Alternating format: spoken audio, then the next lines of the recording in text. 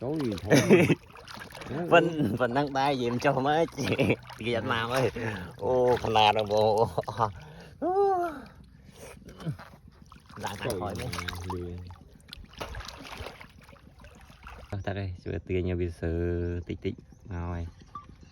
Trời mà đây tiền, trời vật tiền máu. Giờ ba đây thấy đi. Tí quỳnh mặt đây. Cho bà. Ông mà thầy cho vậy, ông mà thầy chốt xuống nha, dân miền tộc ở biển sờ tí trong đó lựa lẹ với màu này, bạn lựa lẹ tranh thế, chúng mình chẳng coi nha lập chọc chọc.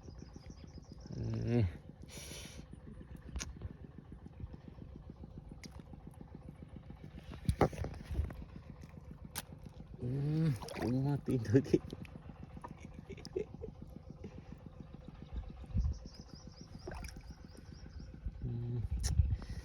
con thấy thông chăm ốt nơi tận này giờ bạn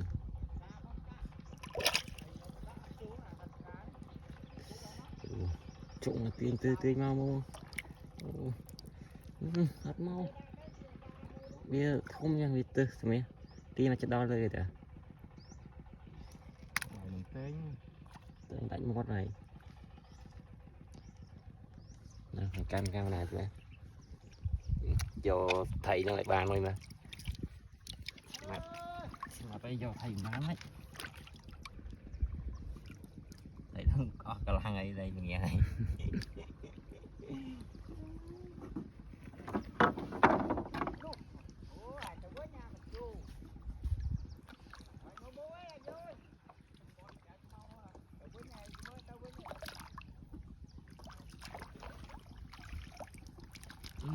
Thầy nó mấy con thầy nè nó thầy nè chọc cặp nó ơi cho hóa này thầy mấy giờ anh bạn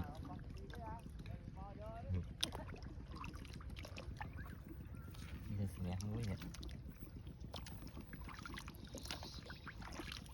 ca ngày bóng bóng mẹ đài lên nuôi đẻ đó về đài chuột mẹ càng khổm dương lựa lẹ với dương vô chụp hai dương vô tự trả với hói đi nơi tự tạo mau tiết trắng này chụp được chân khối bông bông thời tài chọc tặc vậy này bà thông dương thời cho bông bông style đây thì bảo xì bàn mười đài chứ này cho dương thời cho hay tặc là nhầm cho nó chơi của sao mà chỉ bay mai đây tại là bay tray thông trời để cho chẳng này ta bông bông ơi tại cho mẹ đó mình chơi em chơi cho mời chẳng khỏi cho thấy bông bông Mình đến và trong phần tay bông bông thử để vô với bạn mùi đang ập tốt đây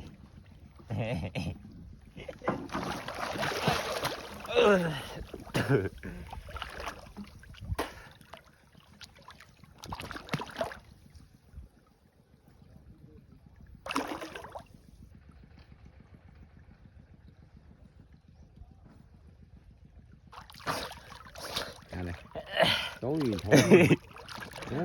Vinh đang tay gì cho mấy chị Việt Nam ơi. Ô khăn nào rồi bộ. Đang khỏi đấy.